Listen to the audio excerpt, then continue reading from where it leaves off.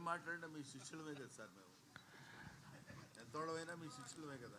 కానీ ముస్లిముండా కొడుకు కదా నువ్వు. నేను నాతో మా బ్రహ్మం, మా బ్యాచ్. మొన్నే మా మామ కోట మామ వెళ్ళాడు పైకి, అయినా పర్లేదు, ఇదంతా మా బ్యాచే. నేను ఏది ఏమైనా మా అనుబంధం, మా ఇది మీ అందరికీ తెలిసిందే. అహనా పెళ్ళంటి సినిమా, జంజాల్ గారు, బా ఆ రోజులు ఇది వేరు. భగవంతుడి దయ వల్ల ఇంకా ఇప్పటికీ మేము ఇదే స్టిఫ్నెస్తో పనిచేయటం, మాతో పనిచేసిన వాళ్ళందరూ ఈ రేంజ్లో పెరిగిపోవడం, నాతో లగ్గం చేపించిన రమేష్ చెప్పాలి. కానీ సరే బాబు నువ్వు చెప్పాలి, నేను చెప్పనా? నాన్నకి ప్రేమతో. కానీ ఇవాళ చాలా పెద్ద పెరిగినందుకు అత్యంత సంతోషపడేవాళ్ళు నేను ఒకటి. నీకు తెలుసా విషయం? ఏం బ్రహ్మం, ఇలాంటి వాళ్ళు తీస్తేనే సినిమాలు ఆ నలుగురు కానీ లేకపోతే లేదు ఇంకో మహా అద్భుతమైన సినిమాలు ఎందుకు వస్తాయి అని అంటే ఇలాంటి నిర్మాతలు ఉన్నప్పుడే.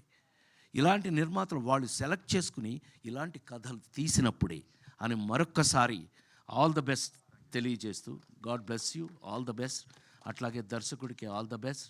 ఎందుకంటే ఈ విధంగా వెళితేనే ముందుకి నెక్స్ట్ తరానికి ఉపయోగపడే 4 మంచి సినిమాలు మిగులుతాయని నమ్మిన వాళ్ళల్లో, పనిచేస్తున్న వాళ్ళల్లో ఒకడుగా మీ ముందు మీ రాజేంద్ర ప్రసాద్గా. ఇంట్లో ఏం రమ్మో నా గురించి సీనారాయణ రెడ్డి గారు అనేవారు. ఇప్పుడు ప్రసాద్ నీ సంగతి ఏంటో తెలుసా అంటే తెలుసు గురుగారు, గురూజీ అనేవాడిని సీనారాయణ రెడ్డి గారిని. ఏమి లేదయా నీ పరిస్థితి ఏంటో తెలుసా? ఏంటి గురువుగారు, ఇంట్లో కంచం ఉంటుంది, మంచం ఉంటుంది, రాజేంద్ర ప్రసాద్ సినిమా ఉంటుంది, సరిపో అనేవాడు. అట్లా మీ అందరి ఇళ్లల్లో ఉన్న ఏం రమ్మ, ఇప్పుడు నాకు ఆనబడేటప్పుడు నీకు అరగుండు కొట్టించింది నేను, నాకు గుర్తుండి. అంటే జంజాల గారు నాకు అప్పచెప్పి నేను ఐ ఫీల్ ఆల్వేస్ ప్రౌడ్ అండి. తెలుగులో నాతో పనిచేసిన కమెడియన్స్ అందరూ కూడా they are all well educated అండి. ఈజ్ ఎ లెక్చరర్, మామూలుగా కాదండి. అహనా పెళ్ళంటే యాక్ట్ చేయడానికి వచ్చినప్పుడు ఈజ్ ఎ లెక్చరర్ అండి, మామూలుగా కాదండి. కాలేజీలో ఈజ్ ఎ లెవెల్. అదే చెప్తూ ఉంటే ఈ పాత్ర అది కాదులే అని చెప్పి బట్టలు దించి కాకి లాగు వేయించాం, అది వేరే విషయం. కానీ ఆ పాత్ర అప్పటికి ఇప్పటికీ ఎప్పటికీ గుర్తుంటుంది.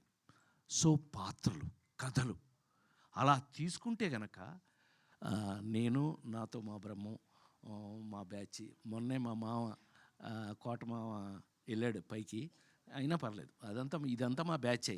సో మేమందరం మీ ముందు ఎప్పటికీ మీ సేవకులకుమే అని మరొకసారి మీ అందరికీ తెలియజేస్తూ, సహకుటుంబారాం థియేటర్లో తప్పకుండా చూడండి, మీ ఆశీర్వచనాన్ని ఇవ్వండి. నమస్కారం.